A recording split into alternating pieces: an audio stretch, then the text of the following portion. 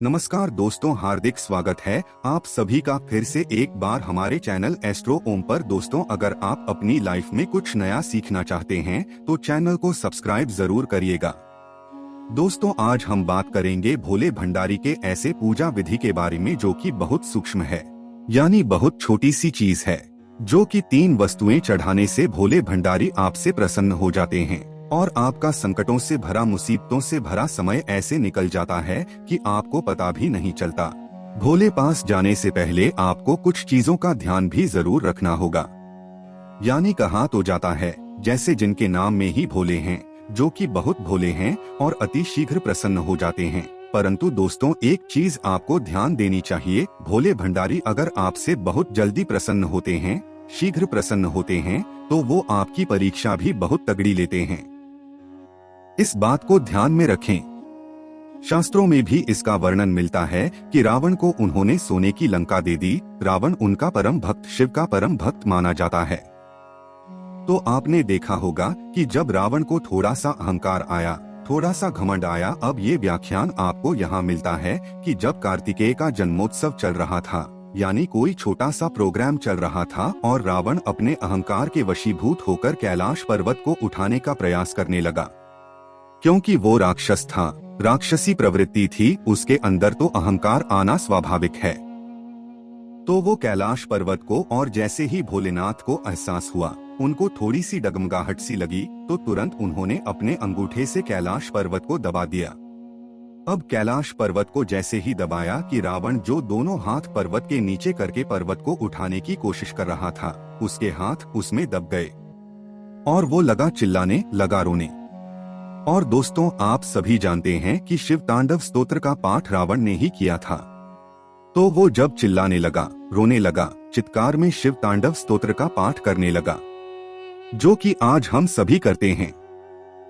और ऐसा कहा जाता है कि 1000 वर्षों तक रावण उसी अवस्था में शिव तांडव स्तोत्र का पाठ करते रहा। तब जाकर के महादेव प्रसन्न हो गए और प्रसन्न होने के बाद उसके हाथ को बंधन मुक्त कर दिया और उसी समय उसको चंद्रहास तलवार भी प्रदान कर दी। इस कथा को समझाने का, कहने का हमारा सिर्फ और सिर्फ यही एक उद्देश्य था कि जब आप संघर्ष में डूबे हो, संकट में डूबे हो, तो महादेव की शरण में जाएं। परंतु यहाँ जाने से मतलब है, हमारे कहने का ये अर्थ है कि आप पूर्ण विश्वास के साथ महादेव की शरण में जाएं। पूर्ण समर्पण के साथ आप महादेव की शरण में जाएं। क्योंकि यदि आप समर्पण के साथ नहीं जाते हैं, आप दुनिया के और किसी आलम और किसी सहारे के साथ महादेव की शरण में जाते हैं, तो निश्चित रूप से आप 1 महीने, 2 महीने, हम प्रायः बताते हैं कि 11 सोमवार करिए, पूजा कीजिए, लेकिन आप नहीं 22 सोमवार भी करेंगे तो भी कोई लाभ नहीं होगा। तो अब आपको करना ये है कि जब आप महादेव की शरण में जाएं, तो आप महादेव से ही अपना कष्ट कहे। ऐसा नहीं है कि आप सिर्फ पूजा कर रहे हैं कि वीडियो में सुनी थी, या फिर पंडित जी ने बताया था, या फिर किसी और ने बताया था और मैं ये 11 सोमवार कर दे रहा हूँ, करके देख रहा हूँ। अगर आपकी ऐसी भावना है तो मत जाइए। शिवलिंग पर आप पूजा करने मत जाइए, घर में भी मत। और ये भी हम पूरे दावे के साथ कह रहे हैं कि अगर आप ऐसी भावना नहीं रखते हैं, आप ये विश्वास रखते हैं कि महादेव जी आपकी मनोकामना पूरी करेंगे, तो निश्चित रूप से दुनिया की ऐसी कोई ताकत नहीं है जो कि महादेव जी से जो आपकी इच्छा है, आपका जो संकट है, वो महादेव टाल सके। क्योंकि दोस्तों, वे मृत्युंजय कहे जाते हैं, यानी वे मृत्यु पे भी विजय प्राप्त कराते हैं। और व्यक्ति जब मृत्यु के मुख में जाता है, काल के मुख में जाने वाला होता है, तो उसको बताया है, महामृत्युंजय का पाठ करो, जप करो। तो अब दोस्तों, एक बात तो आप समझ गए होंगे कि आपको शिवलिंग पर पूजा करनी है, शिव जी के शरण में जाना है, परंतु किसी भी संशय या दुविधा के साथ नहीं जाना है। क्योंकि देखिए, एक उदाहरण तो हमने आपको दिया। दूसरा उदाहरण ये है कि जिस समय द्रौपदी का चीरहरण हो रहा था, तो द्रौपदी वहाँ पर बैठे पांडवों से गुहार लगा रही थी। वहाँ पर भीष्म पितामह थे, यानी सांसारिक सभी लोगों से जब वो गुहार लगाकर हार गई, तब आखिर में उन्होंने परमात्मा को याद किया, श्री कृष्ण को याद किया और श्री कृष्ण कर उनकी लाज बचाई। अंत में द्रौपदी ने पूछा कि हे श्री कृष्ण, आप पहले क्यों नहीं आए, क्यों नहीं आए आप मेरी लाज बचाने? तो जानते हैं दोस्तों, श्री कृष्ण ने क्या जवाब दिया? श्री कृष्ण ने कहा कि हे द्रौपदी, जब तक तुम बाहरी लोगों को आवाज दे रही थी, बाहरी आडंबर में फंसी हुई थी, तब तक मैं कैसे आ सकता था तुम्हारी लाज बचाने। जब तुम दूसरों को छोड़कर के मेरी शरण में आई, तब मैंने तुम्हारी लाज बचाई। तो दोस्तों, हमारे कहने का सिर्फ और सिर्फ अर्थ है कि कभी भी शिवलिंग की पूजा, अभिषेक, जब भी आपको कोई बहुत गहरा संकट हो, तो कभी भी आजमाने के लिए हमारे कहने से या फिर किसी और के कहने से आजमाने के लिए बिल्कुल भी मत जाइए। आप जाइए पूर्ण समर्पण के साथ, फिर देखिए दुनिया की कोई ऐसी ताकत नहीं है कि महादेव आपका संकट दूर ना कर दें। आगे बढ़ने से पहले आपसे रिक्वेस्ट करते हैं कि वीडियो को लाइक जरूर करिएगा, दोस्तों को शेयर कर दीजिएगा, और अगर आपने अभी तक चैनल को सब्सक्राइब किया है तो चैनल को सब्सक्राइब करके बेल आइकन जरूर दबाइएगा। तो हम बात कर रहे थे कि कुछ और यानी बहुत सारी चीजें अगर नहीं हो तो फिर आप महादेव की शरण में वो कौन सी 3 चीजें लेकर जाएं जिससे महादेव आपसे प्रसन्न हो जाएं। तो दोस्तों, वो 3 वस्तुएं हैं। एक तो जल, दूसरा है बिल्वपत्र और तीसरा है चावल, जिसको अक्षत कहा जाता है। तो अब ये जानिए कि अगर आपके घर में गंगाजल है, वैसे हर सनातन धर्म के घर में गंगाजल मिल ही जाता है, तो अगर आप लोटे में पहले थोड़ा सा गंगाजल डाल लें, फिर साधारण जल भर लें और उससे भगवान भोलेनाथ का अभिषेक करते हैं, तो इससे भगवान भोलेनाथ अति शीघ्र प्रसन्न होते हैं। इसका कारण ये है दोस्तों कि भगवान भोलेनाथ अपने अंदर विष समाहित किए हुए हैं, धारण किए हुए हैं, और उनके शरीर में काफी जलन होती है। इसलिए शास्त्रों में बताया गया है कि भगवान भोलेनाथ के ऊपर जल चढ़ाने से और विशेषकर गंगाजल अर्पित करने से भगवान भोलेनाथ जल्दी प्रसन्न होते हैं और संकट जो है हमारा वो दूर करते हैं। दूसरी चीज है बिल्वपत्र। इसकी तो महिमा ही अनंत है, इसके बारे में तो बात करने की हमारी क्षमता ही नहीं है। बेलवपत्र इतना महत्वपूर्ण है कि बिल्वपत्र चढ़ा देने से शिव की पूजा पूर्ण हो जाती है और बिल्व नहीं चढ़ाने से उनकी पूजा अधूरी रह जाती है। जैसे शिव को चढ़ाई जाने वाली बहुत सी चीजें हैं, जैसे भस्म भी चढ़ाई जाती है, शमी पत्र, फूल और सफेद फूल, ऐसी बहुत सारी चीजें हैं जो भगवान शिव जी को अर्पित की जाती है। परंतु हमने कहा कि जब संकट या फिर संघर्ष से भरा हुआ समय चल रहा है, क्योंकि आजकल कदम कदम पर चुनौतियां हैं। कोई छात्र है पढ़ने वाला, तो उसके जीवन में बहुत सारे संघर्ष होते हैं। कभी कभी जो एवरेज स्टूडेंट होते हैं वो उनसे आगे चले जाते हैं जो कि पढ़ने में अच्छे होते हैं। ऐसी स्थिति से बचने के लिए या फिर कर्ज बहुत ज्यादा बढ़ गया है या फिर कोई भी हो दोस्तों, कोई भी समस्या हो, आप महादेव जी की शरण में जाएं। शरण में जाने के बाद आप किसी प्रकार का ना करें, ये हम एक बार फिर जरूर आपसे कहेंगे। और तीसरी चीज हमने बताई कि अक्षर यानी बिना टूटे जो क्षत ना हो, ऐसे चावल चढ़ाने से शिव जी से अखंड लक्ष्मी की प्राप्ति होती है। यानी लक्ष्मी की कृपा अगर आप चाहते हैं, आप लक्ष्मी की इच्छा करते हैं, क्योंकि इस समय हर किसी को लक्ष्मी की इच्छा है। कमाई बहुत कम है और खर्चे सबके बहुत अधिक है। तो ऐसे में महादेव जी यानी शिवलिंग के ऊपर अगर अक्षर चढ़ाए जाए जल चढ़ाने के बाद, तो फिर अखंड लक्ष्मी की प्राप्ति होती है।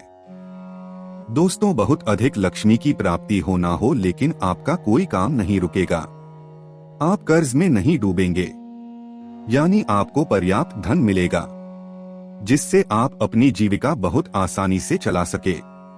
तो एक बार फिर कहेंगे कि शिवलिंग को मात्र शिवलिंग मत कहिए, वो शिवलिंग ही है। आपकी सारी इच्छाएं, सारी मनोकामनाएं, सारे कष्ट शिवलिंग के पास कहने से दूर हो जाते हैं। शास्त्रों में ये भी कहा जाता है कि शिवलिंग जहाँ पर रखा होता है उसके बहुत दूर तक की जो एरिया क्षेत्र होता है वो भी पवित्र माना जाता है। और जब हम शिव मंदिर के अंदर बैठकर कोई प्रार्थना करते हैं, कोई मनोकामना करते हैं, तो निश्चित रूप से वो भगवान शिव तक जाती है और शिवजी उसे अवश्य पूर्ण करते हैं। अब अंत में एक बात कहेंगे आपसे कि शिव पूजा करने के बाद नंदी की पूजा करना ना भूलें। नंदी की पूजा अगर आप नहीं करते हैं तो आपकी पूजा अधूरी मानी जाती है।